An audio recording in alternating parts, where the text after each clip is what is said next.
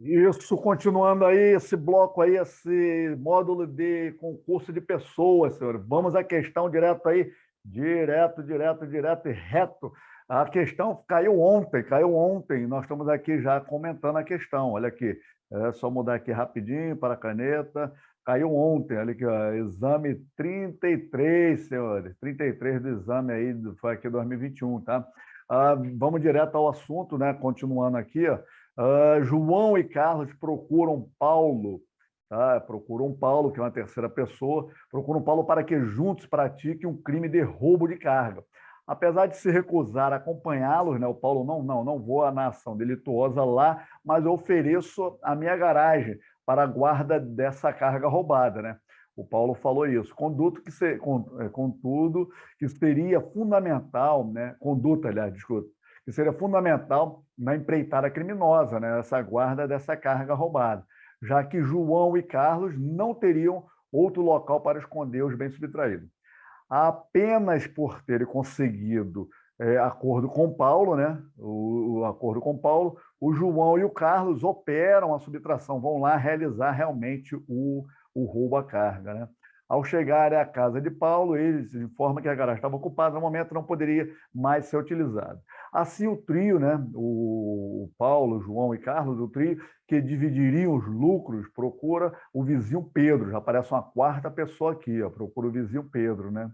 Após contarem do ocorrido, pede a garagem emprestada por um tempo. Proposta aceita, né, que foi aceita por Pedro, né?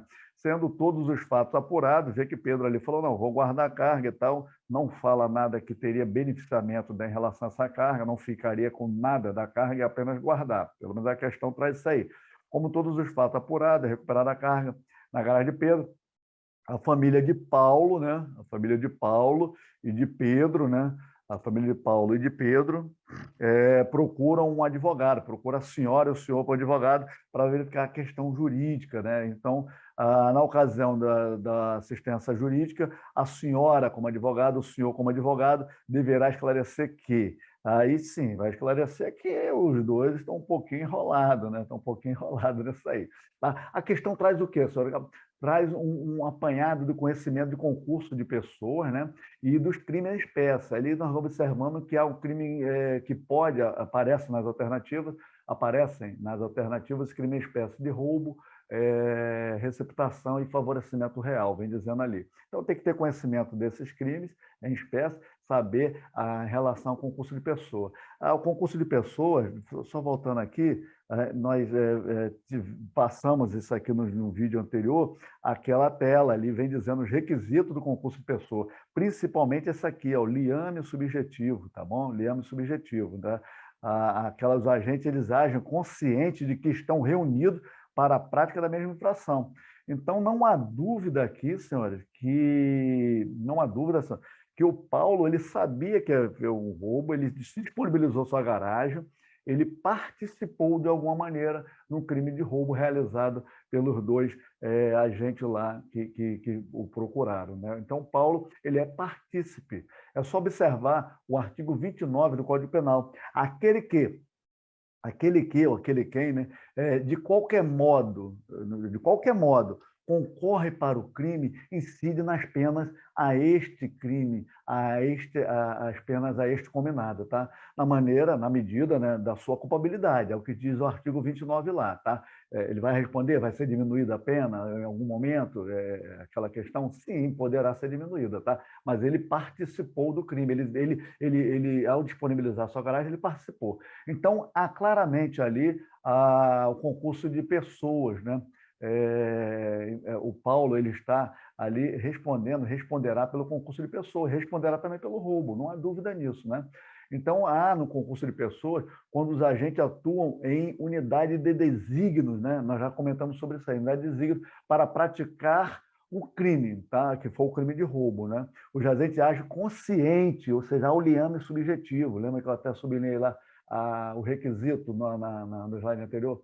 Os agentes conscientes estão reunidos para a prática da mesma infração, que chama a chamada unidade infracional, tá bom?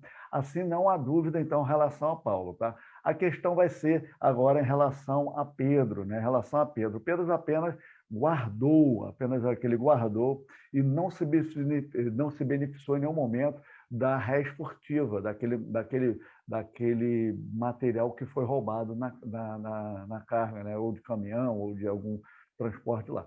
Então, ele não se beneficiou, apenas guardou a res furtiva. Ele não adquiriu nada da res furtiva, mesmo sabendo do fato. Então, ele em nenhum momento ele estava ali com o trio Ternura, né, que é aquele trio lá, o trio Ternura, que efetuaram o roubo e que iria ser guardado. Ele não estava, ele apenas guardou. Então, se ele apenas guardou, ele irá ali responder pelo que nós chamamos de favorecimento real, tá? Favorecimento real. O Pedro, ele nada sabia previamente do que o trio estava planejando ou que praticou, né?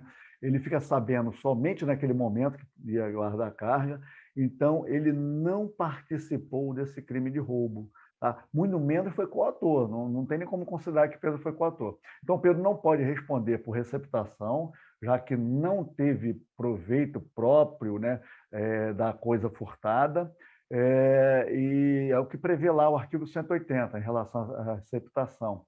A pessoa tem que ter um proveito próprio desse bem, né?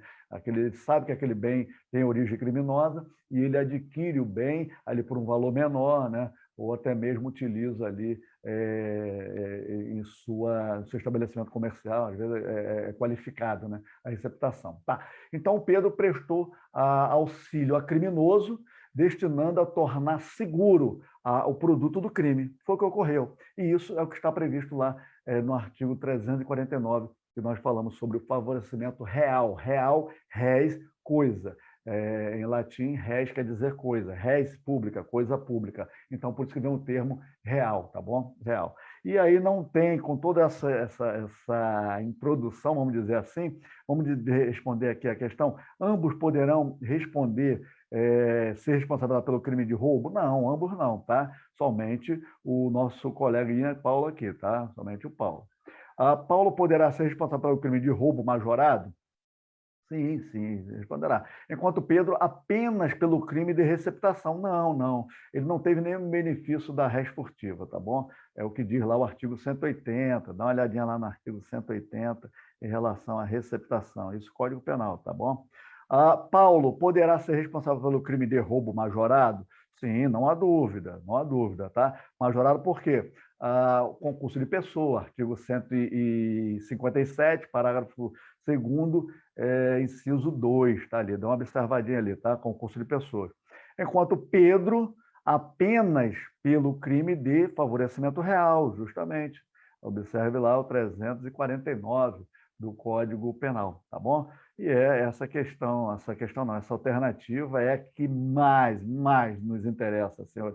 Pode marcar com toda a tranquilidade. Pedro e Paulo poderão responder pelo crime de favorecimento? Não, somente o Pedro que responderá por favorecimento real, tá? E dá uma olhadinha, aproveite, observe o favorecimento pessoal e quem é isento em relação ao favorecimento pessoal, que é aquele CAD, cônjuge, ascendente, descendente e irmão. Eles são isentos quando há um favorecimento pessoal, somente pessoal, tá bom? E no real, não, real eles vão responder. Isso aí, fechamos aí esse bloco aí da questão de concurso de pessoas, né? Vimos crimes em espécie também aqui inserido, e é isso que o examinador queria que o senhor respondesse, tá bom? Aguardo os senhores aí para o próximo bloco, para os próximos encontros. Fique com Deus. Até lá, senhores e senhoras.